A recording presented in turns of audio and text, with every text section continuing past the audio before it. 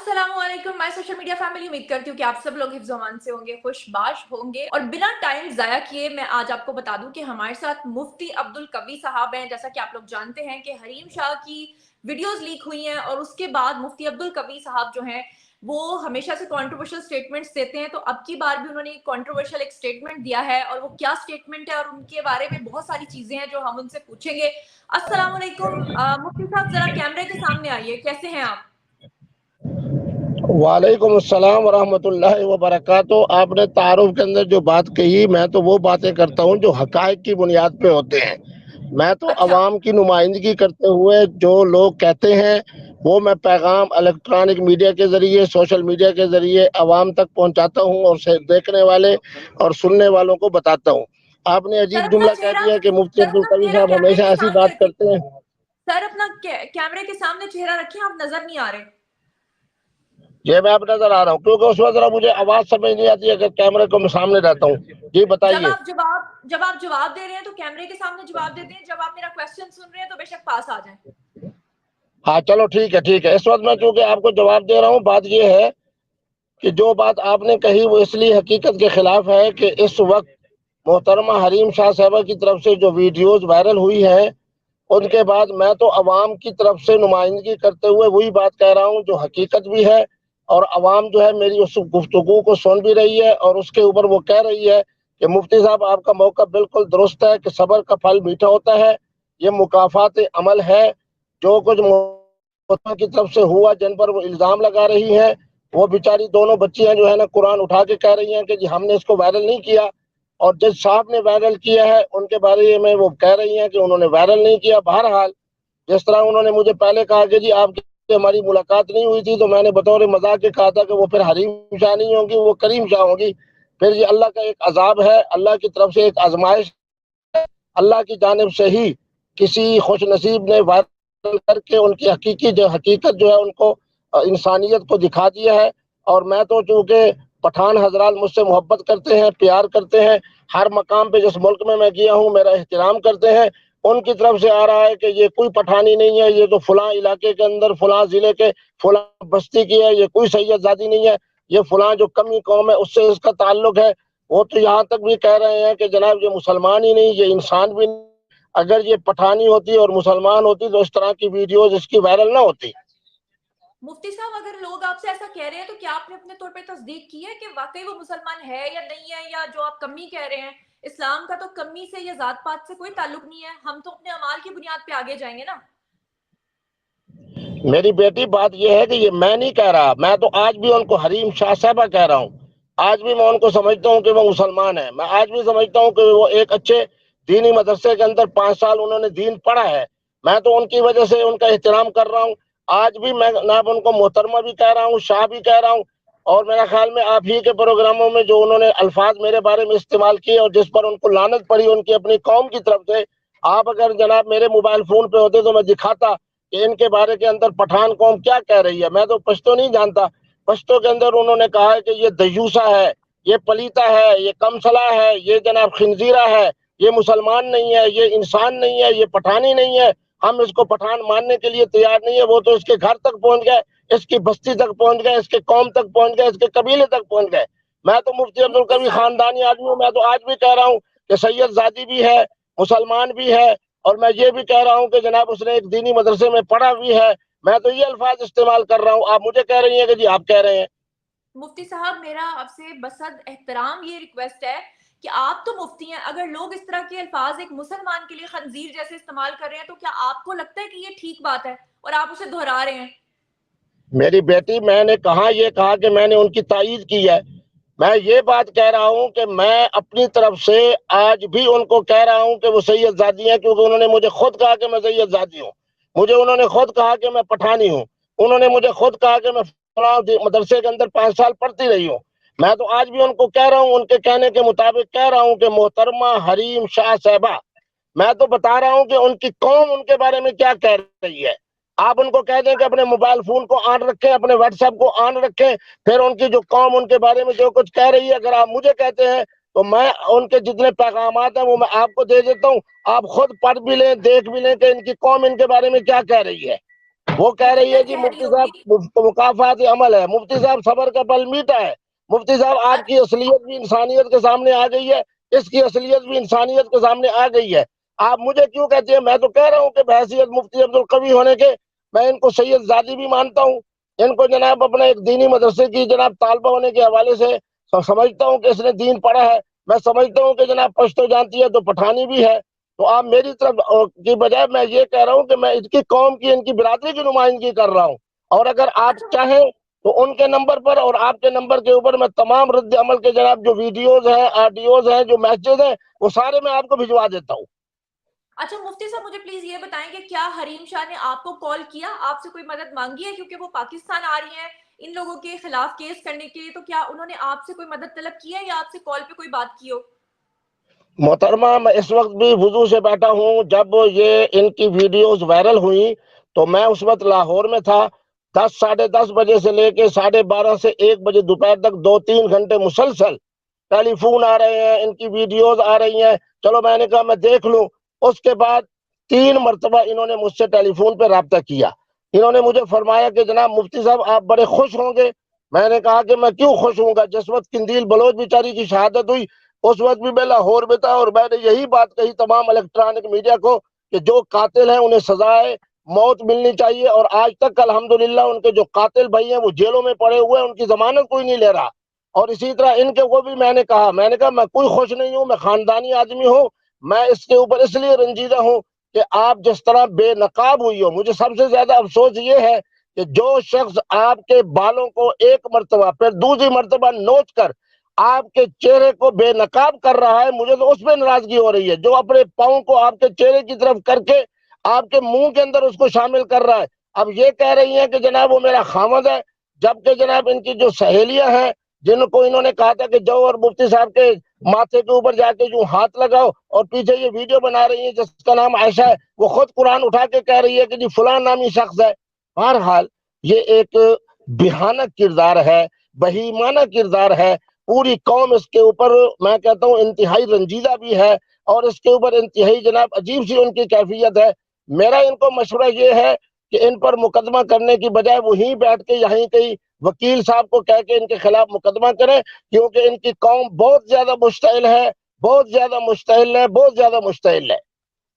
اچھا مفتی صاحب میں نے آپ سے یہ پوچھنا ہے کہ میں نے آپ کا ایک انٹرویو سنا جس میں آپ نے کہا کہ قندیل بلوچ کا بھی بدلہ پورا ہو گیا، اور آپ نے کہا کہ حریم شاہ کا بھی بدلہ پورا ہو گیا کیونکہ ان دونوں نے آپ کے ساتھ جو ہے آپ کے بقول اچھا نہیں کیا تھا.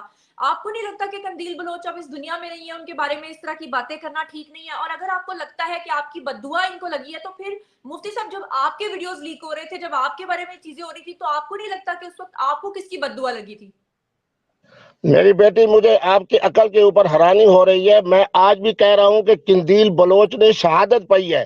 آج ہی میں کہہ رہا ہوں کہ اس وقت میں نے کہا تھا کہ ان کے قاتلوں کو سزائے موت ہونی چاہیے، کیونکہ اتنی بے دردی کے ساتھ اس بیچاری کا گلا دبا کے اس کو مارا گیا ہے. میں نے تو اس وقت بھی کہا تھا کہ اس کا معاملہ جو ہے اللہ کی طرف سے ہوا ہے، وگرنہ میں آج بھی چاہ رہا ہوں کہ اس بیچاری کے ساتھ اس طرح کا معاملہ نہ ہوتا.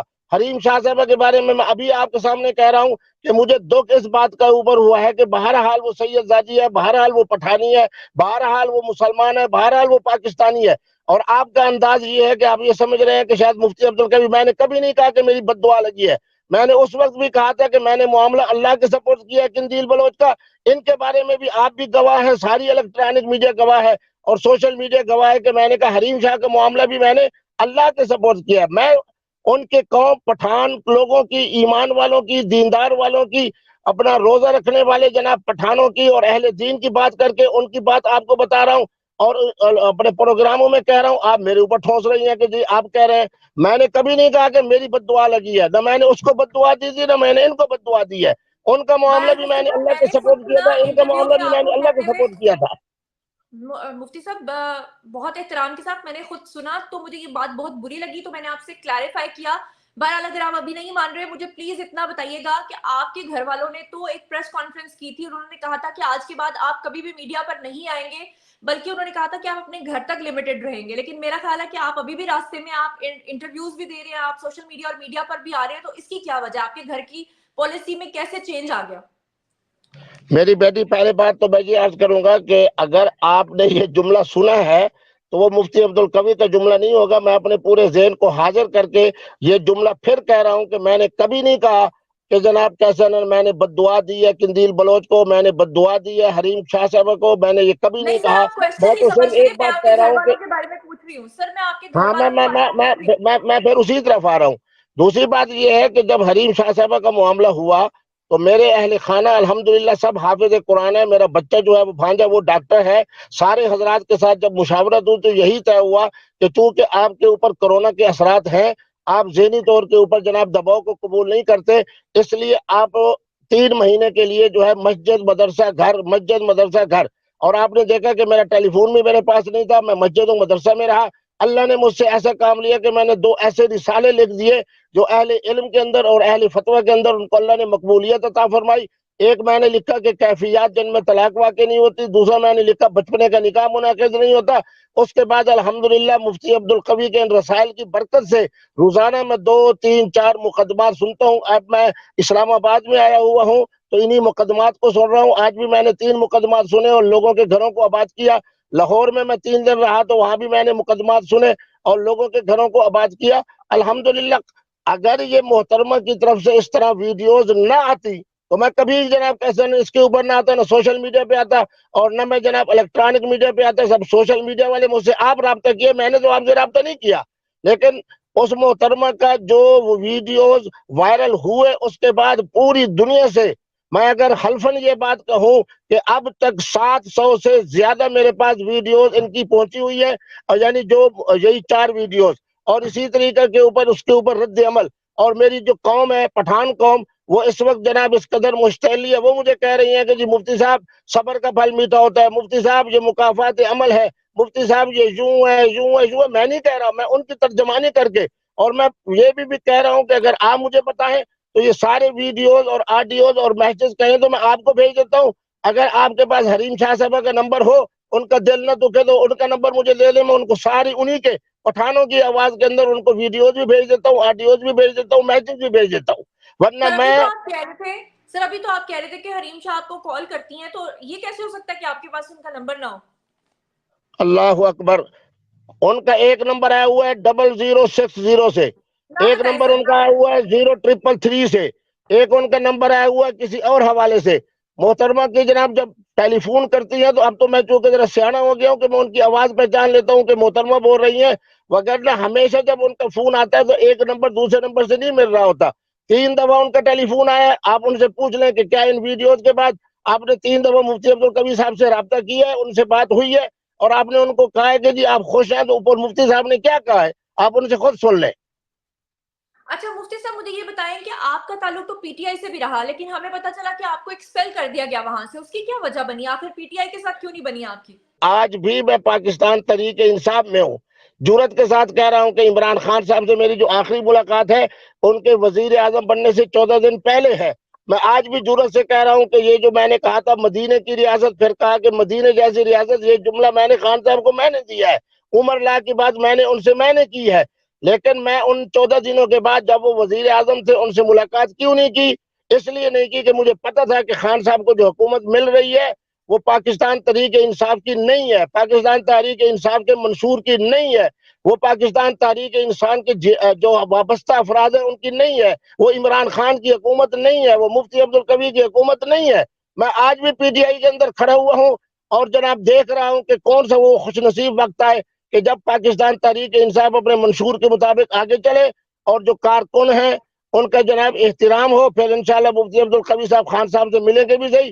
آج بھی میں پی ٹی آئی میں ہوں, پہلے بھی پی ٹی آئی میں تھا, اور نہ کسی نے لوگوں نے مجھے اس بات کے اوپر جناب مانا ہے کہ آپ پی ٹی آئی میں نہیں ہو. اس وقت بھی پاکستان پیپلز پارٹی کی بڑی اہم قیادت, میں ان کے نام نہیں لیتا, 1 2 3 4 5 مجھے کہہ رہے ہیں کہ مفتی صاحب آپ پاکستان پیپلز پارٹی میں آئیں, ہم آپ کی ملاقات محترم آصف زرداری صاحب سے کراتے ہیں, بلاول زرداری صاحب سے کراتے ہیں, ہمارے یہاں علماء مشائخ ونگ جو ہے اس کو آپ آ کے سنبھالیں.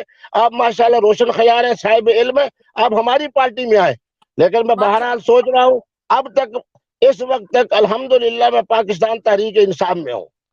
اچھا تو مفتی صاحب یہ بتائیں کہ حریم شاہ بھی پی ٹی آئی سے تعلق رکھتی ہیں, آپ بھی پی ٹی آئی سے تعلق رکھتے ہیں, تو جب حریم شاہ نے ایک ہی پارٹی کے اندر ہوتے ہوئے آپ کے ویڈیوز کو لیک کیا تھا, اس وقت پی ٹی آئی نے آپ کے حق میں یعنی کہ کیا کوئی بیان دیا تھا یا آج تک انہوں نے آپ کو پھر اگر آپ کے مطابق ایکسپیل نہیں کیا؟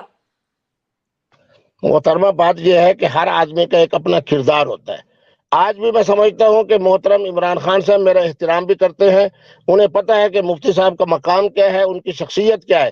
اور اگر جناب حریم شاہ صاحب جو ہے وہ پی ٹی آئی میں ہے تو ان کی اپنی پٹھان قوم بھی 90% پاکستان تحریک انصاف میں کھڑی ہے. جو ان کو دیوس کہہ رہی ہیں, جو ان کو پلیتا کہہ رہی ہیں, جو ان کو کمسلا کہہ رہی ہیں, جو ان کو کہہ رہی ہیں کہ یہ انسان نہیں ہے, وہ بھی سارے پاکستان تحریک انصاف کے وہی پٹھان ہیں جنہوں نے صوبہ خیبر پختونخوا میں 2 دفعہ ہمیں حکومت دی ہے. اب انشاءاللہ تیسری دفعہ پھر ہماری حکومت بننے جا رہی ہے. اس کا معاملہ یہ نہیں ہے کہ پی ٹی آئی کے ہونے کا معنی یہ ہے کہ آپ کا خامد آپ کے ویڈیوز کو وائرل کر دے اور پھر بھی آپ ان کے لیے یہ کہیں کہ نرم گوشہ رکھیں اور ان کو کہیں کہ یہ انسان بھی ہے اور یہ کہیں کہ پٹھان بھی ہے, یہ بھی کہیں کہ مسلمان ہے. ان کی قوم بڑی غیرت والی قوم ہے, وہ قطعی طور پر ایسی محترمہ کو پٹھان ماننے کے لیے تیار نہیں ہے جو اس طرح کی 4 ویڈیوز کے ذریعے اللہ معاف فرمائے برائنا ہو کے پہلے آگے کی طرف سے پھر پیچھے کی طرف سے پھر باتھ روم کے اندر پھر ان کو سب سے بڑا غصہ اس بات کا ہے کہ تو پٹھانی ہو کے کس سندھی کے ہاتھوں سے اپنے بال تیرے نچوڑے جا رہے ہیں. ایک دفعہ تیرے بالوں کو کھینچا جاتا ہے, دوسری دفعہ کھینچ کے تیرا چہرہ بے آبرو بے نقاب کیا جاتا ہے, پھر چوتھے نمبر کے اوپر تیری طرف پاؤں کیا جاتا ہے. ایک سندھی اس طریقے سے پٹھانی کے ساتھ کر رہا ہے. کبھی صاحب مجھے بس اتنا بتا دیں کہ باقی پارٹیز کے لوگوں کے بھی آڈیوز ویڈیوز لیک ہوتے ہیں لیکن کئی سالوں میں اکا دکا, لیکن آپ کو کیا لگتا ہے کہ پی ٹی آئی کے اندر آئے روز اس طرح کی چیزیں سامنے آتی ہیں؟ عائشہ گل علی کا معاملہ آپ کے سامنے ہے, حریم شاہ کا مسئلہ آپ کے سامنے ہے, آپ کے ویڈیوز کا مسئلہ آپ کے سامنے ہے, پھر عمران خان صاحب کے آڈیوز کا مسئلہ آپ کے سامنے. اتنا زیادہ یہ معاملہ پی ٹی آئی کے اندر کیوں ہوتا ہے؟ محترمہ آپ مجھے خود بتائیں, ہمارے اکابر کا فرمان ہے کہ جس درخت کے اوپر پھل ہوگا پتھر اس کو ہی مارا جائے گا. بات یہ ہے کہ پاکستان تحریک انصاف اس وقت 70% سے زیادہ پاکستانیوں کی جماعت ہے. میں تو اوورسیز کو جانتا ہوں, اوورسیز کے ہاں سفر کرتا ہوں. اس وقت پورا دبئی ہو جائے, قطر ہو جائے, بحرین ہو جائے, انگلینڈ ہو جائے, کینیڈا ہو جائے, آسٹریلیا ہو جائے, کس بر اعظم کی میں بات کروں جہاں پاکستانی رہتے ہیں, 90% اوورسیز پاکستانی اس وقت کھڑے ہوئے ہیں. کہاں؟ پاکستان تحریک انصاف کے ساتھ. اس لیے جب ہم اتنی جناب الحمدللہ افرادی قوت کے ساتھ کھڑے ہیں, احترام کے ساتھ کھڑے آپ کا ہیں, کیا کہنے تو کا پھر جو مقصد ہے؟ آپ کا سر کہنے کا مقصد یہ ہے کہ 90% لوگ اگر پاکستان تحریک انصاف کے ساتھ کھڑے ہیں تو اس کا مطلب ہے کہ ان کے گندے ویڈیوز اور آڈیوز لیک ہونا شروع ہو جائیں گے, یعنی آپ پاکستانیوں کو کہہ رہے ہیں کہ وہ اس طرح کے ہیں؟ محترمہ اس پر تو میں یہی کہہ سکتا ہوں کہ اللہ معاف فرمائے, اللہ تبارک و تعالیٰ پردہ ڈالنے والا ہے. میرے گناہوں پر بھی پردہ ڈالے, حریم شاہ صاحبہ کے گناہوں پر بھی پردہ ڈالے. باقی جن حضرات کے نام آپ نے لیے ہیں, یہی ہماری حریم شاہ صاحبہ تھی جنہوں نے ہمارے وزارت خارجہ کے معاملات کو جناب بے آبرو کیا. یہی تھی جو شیخ رشید صاحب کے بارے میں کہہ رہی تھی کتنا ایمان والا شخص ہے محترم شاہد آفریدی, اس کے بارے میں انہوں نے کیا کہا. پچھلے دنوں کے اندر مولانا فضل الرحمان کے بارے میں انہوں نے کیا کہا. بہرحال یہ سمجھتے ہیں کہ یہ ساری آزمائشیں ہیں, اور آزمائش جب آتی ہے تو اللہ کی طرف سے آتی ہے. آج یہ آزمائش بڑے مکمل انداز میں محترمہ حریم شاہ صاحبہ کی طرف ہے. اللہ کا عذاب ہے ان کے اوپر, اللہ کی طرف سے ان کے اوپر آزمائش ہے. میں تو ان کو یہی بات کہوں گا, پہلے بھی میں نے 2-4 چینلوں پہ کہا کہ میرا ان کو مشورہ ہے, میں ان سے عمر میں بڑا ہوں, ان کو سید مانتے ہوئے, ان کو پٹھانی مانتے ہوئے, ان کو ایک مدرسے کی طالب علمہ مانتے ہوئے میں ان کو کہوں گا کہ میں بھی 3-4 مہینے کے لیے خلوت میں چلا گیا تھا. آپ خلوت میں 3-4 مہینے رہیں, کسی پر کوئی الزام دینے کی ضرورت نہیں ہے. اپنے خاوند کے ساتھ بالکل شریعت کے مطابق زندگی گزارے. جب اللہ تبارک و تعالیٰ آپ کو امید عطا فرمائے تو پھر آگے 3-4 مہینے کے بعد خوشخبری سنائے کہ الحمدللہ میں نے ایک خلوت کی زندگی گزاری ہے. اس وقت ایک بچہ میرے پیٹ کے اندر ہے, 3 سے 4-5 مہینے میں انشاءاللہ یہ بچہ جو ہے پاکستانی قوم کو دے رہی ہوں. انشاءاللہ جو سید بھی ہوگا, جو جناب انشاءاللہ حافظ قرآن بھی بنے گا, جو انشاءاللہ پٹھان بھی ہوگا, تاکہ پٹھانوں کا غصہ بھی اس وقت تک ٹھنڈا ہو جائے گا. پھر وہ پاکستان تشریف لے آئے تو میرے خیال میں پاکستانی قوم جو ہے, اور خاص طور پہ پٹھان قوم, ان کے بارے میں کوئی نرم گوشہ رکھ لے گی. مفتی صاحب مجھے آخری سوال کا جواب بس یہ دے دیں آپ, کہ آپ نے کہا کہ حریم شاہ کے اوپر عذاب آیا ہوا ہے, تو آپ کے اوپر کس کا عذاب تھا جب آپ زبان کو بوسہ دیتے تھے یا جب آپ کو اس نے تھپڑ مارا تھا؟ میرے بیٹے مجھے حیرانی ہو رہی ہے, ایک ویڈیو جو مفتی عبدالقوی صاحب کی ہے جس میں پتہ چل رہا ہے کہ ایک محترمہ مفتی صاحب کے ساتھ اس طرح کے معاملات کر رہی ہے. میں اس کو سازش بھی نہیں کہتا, میں اس کو جناب یہ بھی نہیں کہتا. بہرحال ایک محترمہ ایسا کو بھیجا گیا کہ مفتی صاحب کی گالوں پہ ہاتھ رکھو اور پیچھے 3-4 سیکنڈ کی ویڈیو جناب بنا لی.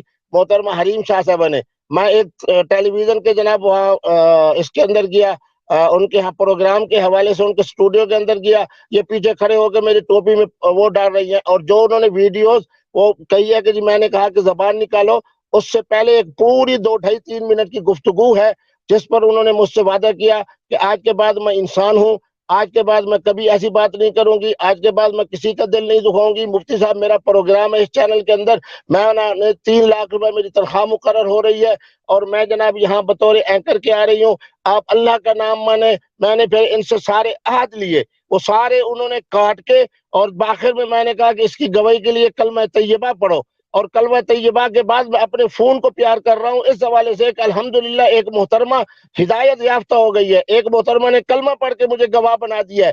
اس گواہی کی بنیاد کے اوپر میں اپنے فون کو جناب وہ کر رہا ہوں, بوسہ دے رہا ہوں. یہ بات, اور ایک محترمہ مجھے حیرانی ہوتی ہے کیونکہ آپ بھی محترمہ ہیں تو آپ کا دماغ انہی کی طرف جا رہا ہے, اپنے سر سے لے کے پاؤں تک اپنا سامنے کا حصہ دکھائے, پھر وہی محترمہ پیچھے کر کے اپنا پیچھے کا حصہ دکھائے, پھر باتھ روم کے اندر بیٹھ کے اس کے بالوں کو ایک دفعہ نوچا جائے, دوسری دفعہ نوچا جائے, پھر اس کے چہرے کو بے نقاب کیا جائے, چوتھی جناب تصویر کے اندر جناب ان کی جو منہ کی طرف پاؤں کیا جائے. آپ سب کو جناب برابر کہہ کے عذاب اور ازمائش کو ایسا خلط ملط کر رہی ہیں کہ اللہ حفاظت فرمائے آپ کی بھی اور میری بھی. مفتی صاحب بس ایک لاسٹ مجھے کوشچن کا آنسر دے دیں کہ آپ نے کہا تھا کہ آپ کی 25 بیویاں ہیں اور شراب جو ہے وہ حلال ہے, تو کیا اس وجہ سے آپ آج بھی اس بات پہ قائم ہیں, اور آپ کی جو 25 بیویاں ہیں ان کے ساتھ آپ انصاف کر پاتے ہیں؟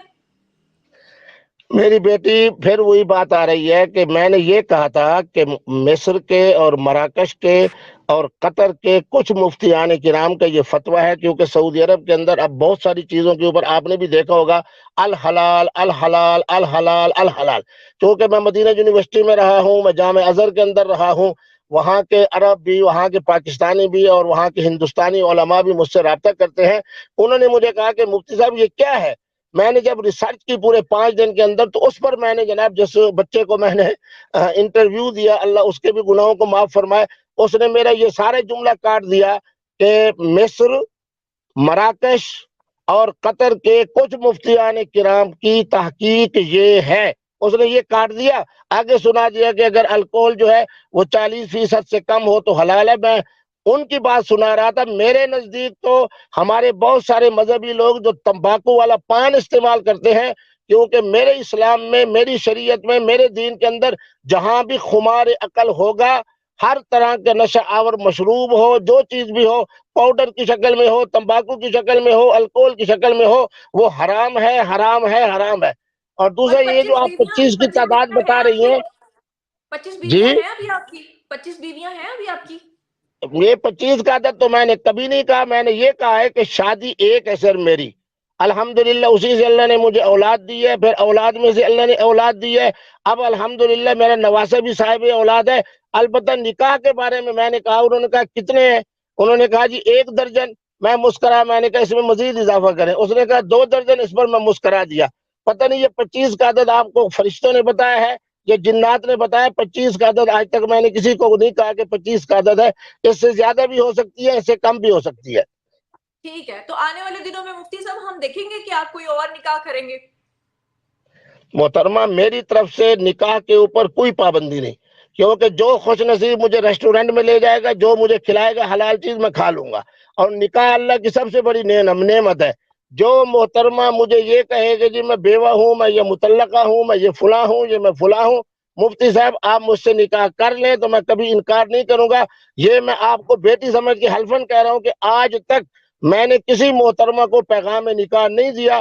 جو پیغام نکاح آتا ہے وہ خواتین کی جانب سے آتا ہے, اور جب ان کی طرف سے آ جاتا ہے تو پھر میں کوشش کرتا ہوں کہ انکار نہ کیا جائے. تھینک یو سو مچ مفتی صاحب, آپ کے وقت کا بہت بہت شکریہ. میں نے بہت ٹف سوال آپ سے کیے, بہت تلخ سوالات کیے, لیکن آپ نے بہت ہی اچھے سے ان کا جواب دیا. آپ کا بہت بہت شکریہ, آپ کے ٹائم کا میری بہت بیٹی بہت آپ نے شکریہ. جس طرح کے بھی سوال کیے, میں آپ پہ راضی ہوں راضی ہوں راضی ہوں راضی ہوں راضی ہوں. شکریہ, بہت بہت شکریہ. اپنا بہت خیال رکھیے گا. اللہ نگہبان.